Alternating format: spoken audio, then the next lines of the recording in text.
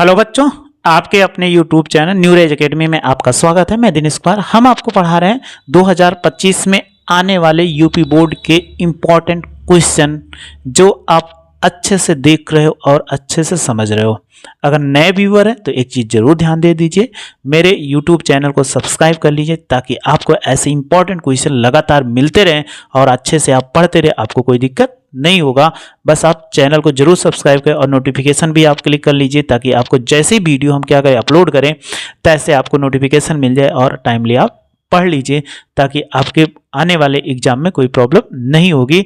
तो हम आपको पढ़ा रहे थे पहला लेसन वास्तविक संख्या है। तो वास्तविक संख्याओं में हम आपको पढ़ा चुके थे। क्वेश्चन नंबर पहला भी बता चुके थे, दूसरा भी बता चुके, तीसरा भी और चौथा नंबर क्वेश्चन बता चुके थे। आज हमारे पास 5वां नंबर क्वेश्चन है। कह रहा है सिद्ध कीजिए √2 एक अपरिमेय संख्या है।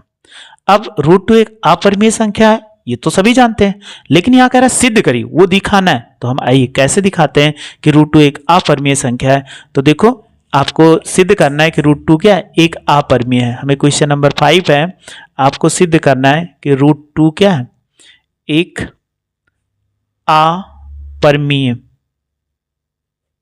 संख्या। ये आपको दिखाना है। अगर ये अपरिमेय संख्या आपको दिखाना है तो इसके लिए हम क्या करें, तो इसमें थोड़ा सा उल्टा करना पड़ता है।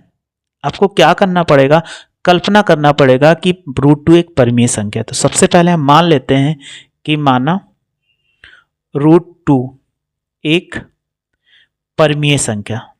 यहां तो आप देखो उल्टा हो रहा है ना, परिमेय का उल्टा क्या होता है, अपरिमेय। तो ये क्या हो गया, अपरिमेय संख्या कह रहा है, तो हम लेकिन परिमेय माने, यानी परिमेय संख्या है, परिमेय संख्या। अगर ये √2 एक परिमेय संख्या है तो आप जानते हो कोई भी परिमेय संख्या को हम ऐसे लिख दें √2 बराबर a/b, ये लिखा जा सकता है। याद रखना, हमेशा उसको बताया गया किसी भी संख्या को p/q के रूप में लिख दिया जाए। जैसे कोई संख्या हो तो p/q के रूप में लिख दें, लेकिन यहां पर याद रखना q हर जीरो ना हो और a और b का यानी p और q क्या हो, q सहअभाज्य सहअभाज्य का मतलब इन दोनों में जैसे 2 और 3, इनका अगर मासा ले लो कितना आ जाएगा। अगर हम मासा निकाले तो मासा देखो कितना होगा, 1 होगा। तो इसका मासा 1 होता है, उससे हम क्या बोलते हैं, सहअभाज्य बोलते हैं। तो ऐसे हो गया। तो सेम ही कहेंगे कि जहां a और b क्या है, a और b एक क्या है, पूर्णांक है तथा ये क्या है, सहअभाज्य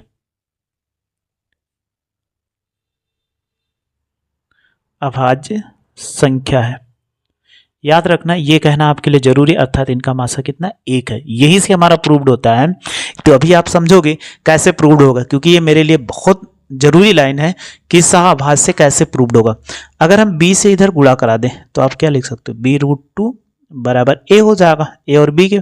अब देखो इधर वर्गमूल है तो इसका वर्ग कर दो, तो दोनों पक्षों का वर्ग करने पर, अगर दोनों पक्षों का वर्ग करते हैं तो कितना हो जाएगा, आप कहोगे कि b√2 ऑफ होल स्क्वायर और a स्क्वायर। अगर b का वर्ग करेंगे तो b स्क्वायर हो जाएगा। ये कितना होगा, अगर देखोगे यहाँ पे तो ये 2 हो जाएगा, क्योंकि रूट किसी का अगर आपको ऐसे मिल गया, सपोज कर लीजिए x स्क्वायर, तो बराबर x बचता है। तो यहाँ पर √2 मिला तो 2 बचेगा बराबर a स्क्वायर। तो अगर आप ध्यान देखो इसको, तो हम ये 2b स्क्वायर बराबर कितना, a स्क्वायर लिख सकते हैं।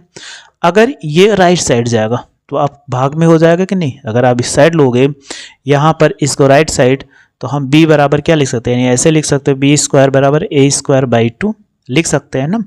तो क्या करता है कि देखो a स्क्वायर को यानी लिख सकते हैं कि 2a स्क्वायर को विभाजित करता है।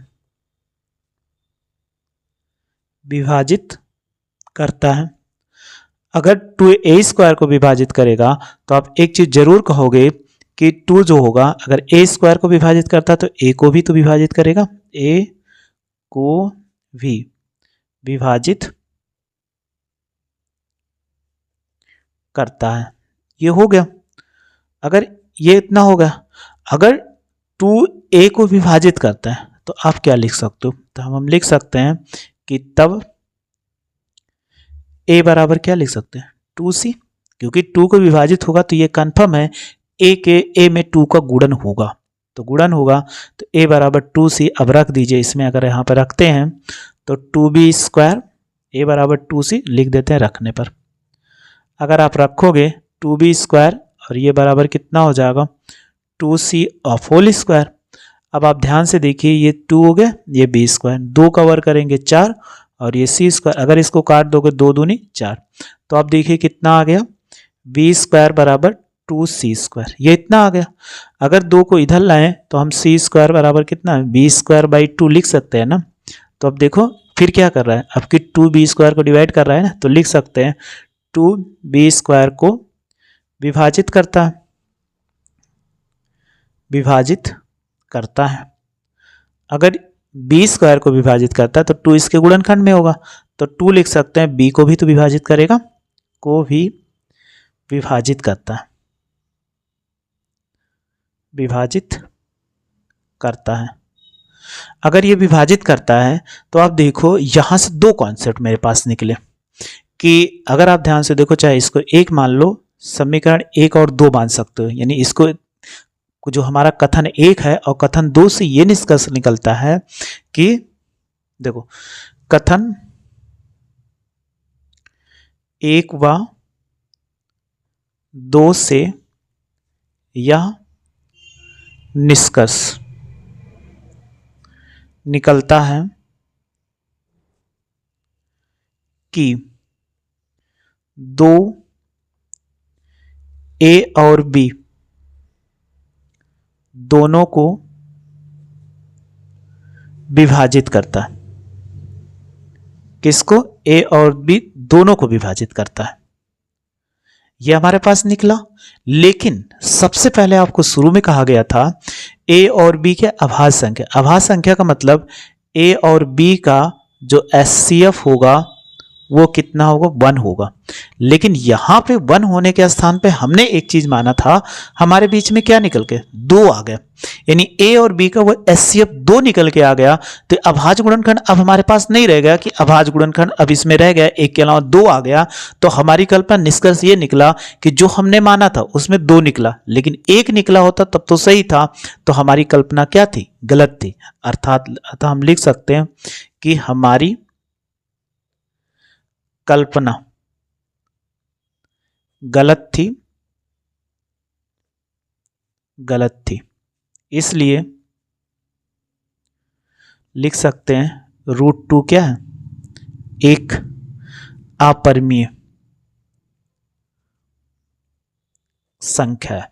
ये चीज हम लिख सकते हैं, क्योंकि मेरी कल्पना अगर सही होती तो यहां पर मासा 1 आता, तो हमारी कल्पना गलत थी। तो इसीलिए क्या कर सकते, √2 एक अपरिमेय। जब हमारी गलत हो गया तो दूसरा क्या हो जाए, सही हो जाएगा कि √2 क्या था? एक अपरिमेय था। ऐसे अगला क्वेश्चन है, आपको अभी हमने दिखाया था, फिर से दिखा देते हैं। अब हमें दिखाना है √3 एक क्या है? अपरिमेय संख्या। तो चलिए आइए इसको भी दिखा देते हैं कि √3 एक अपरिमेय संख्या। इसको भी कैसे? 6 नंबर क्वेश्चन था, √3 एक अपरिमेय संख्या है। तो जैसे अभी हमने 2 को दिखाया था सेम वैसे ही करना है। तो आप परिमेय दिया गया तो आप इसका उल्टा माने कि माना √3 एक क्या है? परिमेय संख्या है। अगर ये परिमेय संख्या तो फिर वही कंडीशन आती है कि √3 बराबर a/b। तो आप लिख सकते हो जहां a और b क्या है? a और b सअभाज्य हैं, अर्थात इसका गुणनखंड कितना है? और b ≠ 0, क्योंकि b 0 हो गया तो उस परिभाषा नहीं बन पाएगी परिमेय की। अब इसको अगर इधर गुणा कराएंगे तो b रूट कितना? 3 हो जाएगा बराबर a। अब इसका रूट खत्म करने के लिए वर्ग कर दो, तो वर्ग करने पर अगर इसका वर्ग करते हैं तो देखो कितना हो जाएगा, b √3 होल स्क्वायर बराबर a²। b का वर्ग करोगे तो b² हो जाए, और ये कितना 3 और बराबर a²। अगर इसमें देखते हैं तो इसका वर्ग करेंगे तो 3b² बराबर a²। तभी आपने देखा था कि वहां 2 था, यहाँ 3 था। अगर ये 3 उधर जाएगा तो हम क्या लिख सकते हैं? 3a² को विभाजित करता है, विभाजित करता है। और फिर लिख सकते हैं 3a को भी विभाजित करता है, क्योंकि अगर इसको a स्क्वायर तो a में 3 का गुणनखंड होगा तभी तो a स्क्वायर को विभाजित करेगा, और 3a को विभाजित करता है। देखो 3a को भी विभाजित करता है, तो अब हम लिख सकते हैं कि तब इसमें क्या निकल के आता है कि a बराबर क्या मान लो कि a बराबर 3c, क्योंकि a में 3 का गुणनखंड जरूर होगा।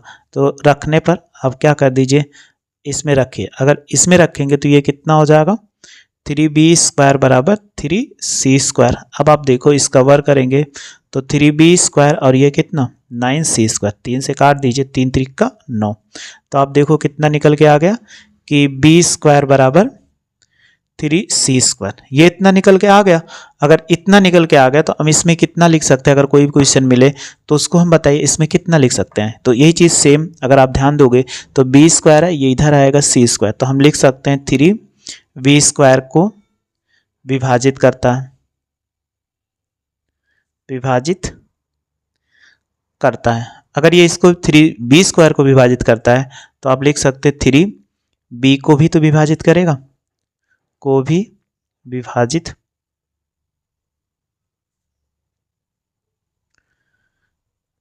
करता है। तो आपके पास दो कंडीशन मिली, तो आपने एक कथन ये देखा था और एक कथन ये देखा था। तो फिर वही निष्कर्ष आ गया कि अगर हम देखते हैं कि कथन 1 और 2 से a और b तीनों को निष्फल निकलता है, तो ऐसे लिख देते हैं कि कथन 1 व 2 से यह निष्कर्ष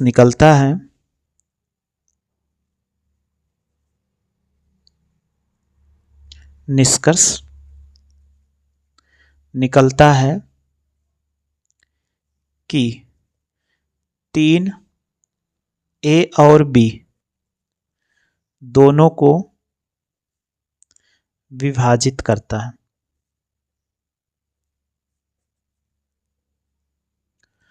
अगर दोनों को विभाजित करता है तो हमारे पास कितना आ गया, तो a का तो a और तो क्या होगा, a और b क्या है, सह अभाज्य नहीं है। अगर ये नहीं है, लेकिन हमारी परिभाषा कहती है कि अगर कोई भी एचसीएफ तब हो सकता है जब उसमें क्या हो, उनका यानी एचसीएफ या परमीय संख्या तब होगी जब उनमें दोनों में एक असह अभाज्य अर्थात मासा कितना एक हो। लेकिन यहाँ पर ये निकल के आ गया कि सह अभाज्य नहीं है, अर्थात क्या लिख सकते हैं, अर्थात हमारी कल्पना गलत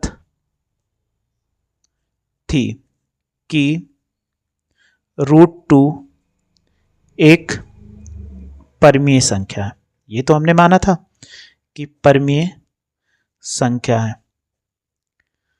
तब आप लिख सकते हो, या अतः हम लिख सकते हैं कि √3, यहाँ √3 रहेगा, √3 एक अपरिमेय संख्या है। जो हमें दिखाना था वो हम ऐसे क्या कर सकते, दिखा सकते। कोई भी क्वेश्चन मिले आप ऐसे दिखा सकते हो, चाहे √3 √2 मिले, √5 मिले, कोई भी क्वेश्चन मिले आप ऐसे दिखा सकते हैं। क्वेश्चन नंबर 6 हमने देख लिया। अब क्वेश्चन नंबर 7 है, दर्शाइए कि 3√2 एक अपरिमेय संख्या। सेम उसी प्रकार है, तो आइए इनको भी हम कर लेते हैं कि कैसे दिखाया जाता है, क्योंकि इसमें उससे कम ही करना है जो अभी हमने पीछे किया था। तो देखो क्या कह रहा है कि 7 नंबर है कि 3√2 एक अपरिमेय संख्या है।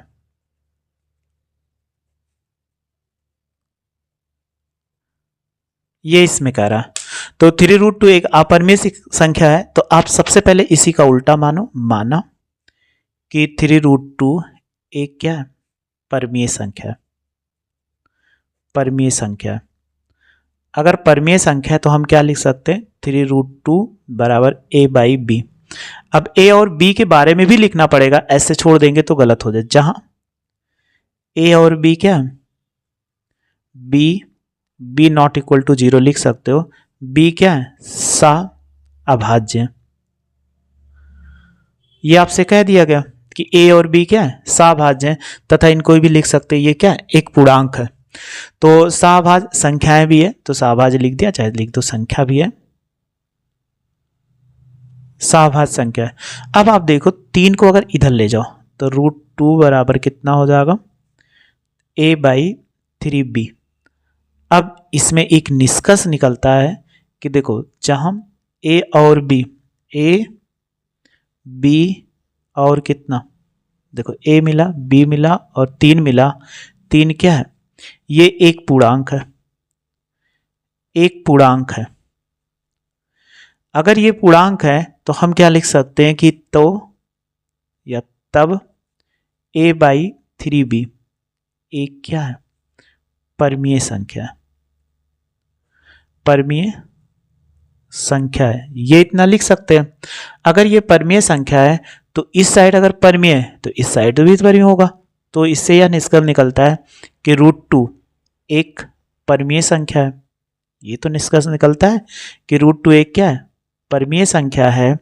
लेकिन इस तथ्य में विरोधाभास है, क्योंकि अभी आपने पढ़ा था कि √2 जो है अपरमीय संख्या है, लेकिन इधर की अगर लेफ्ट राइट साइड की ये परमीय संख्या है तो ये भी तो परमीय होगी।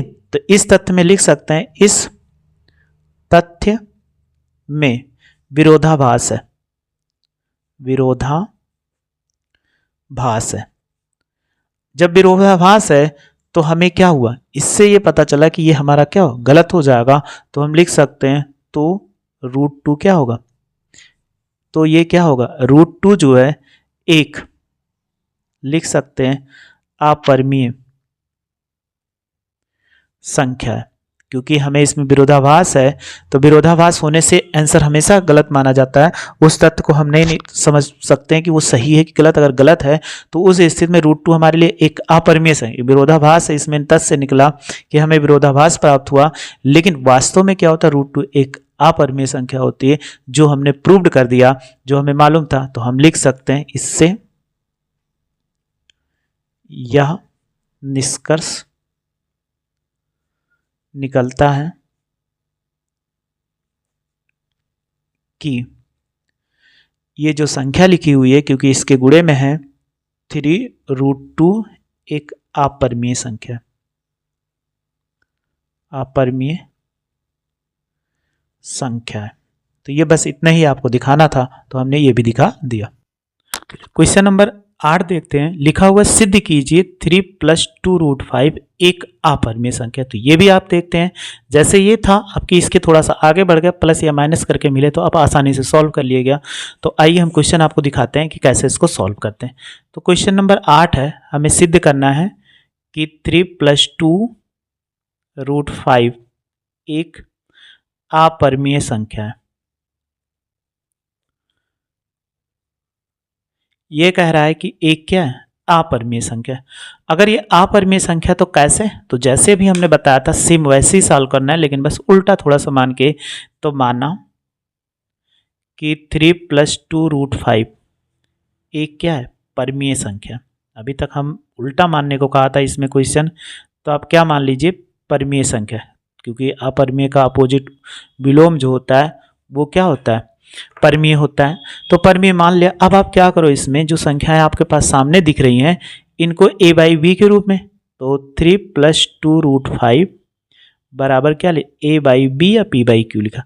अब क्या करो, इसको पक्षांतर करो, 3 प्लस है उधर ले जाओगे तो कितना लिख सकते हैं, ये 2√5 बराबर a/b -3, क्योंकि प्लस है उधर जाएगा माइनस।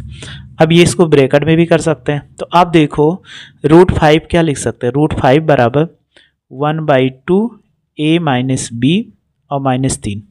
अब आप ध्यान से देखिए इस संख्याओं में कैसे हम लिख सकते हैं कि a परमीय हो सकती है कि अपरमीय हो सकती है। तो देखो सबसे पहले a और b क्या है, a और b एक क्या है, पूर्णांक है।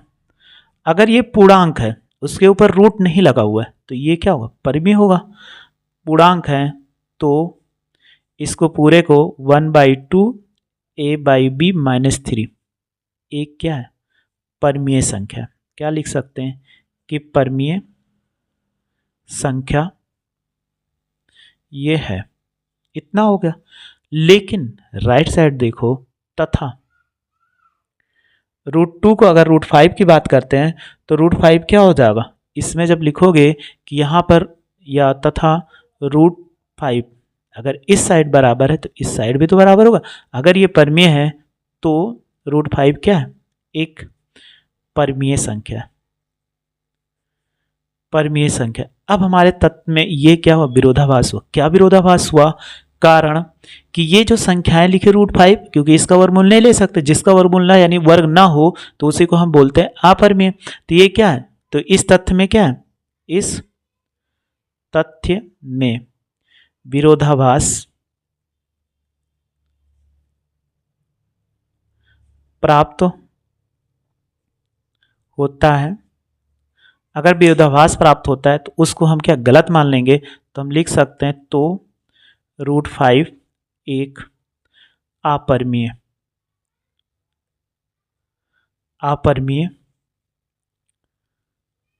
संख्या है। अगर अपरमीय संख्या हो गई तो इससे विरोधाभास, तो ये हमारा सही हुआ। तो इससे निष्कर्ष निकलता है कि ये क्या अपरमीय संख्या है। तो परमीय संख्या तो हमारी कल्पना क्या थी, अतः लिख सकते हैं कि हमारी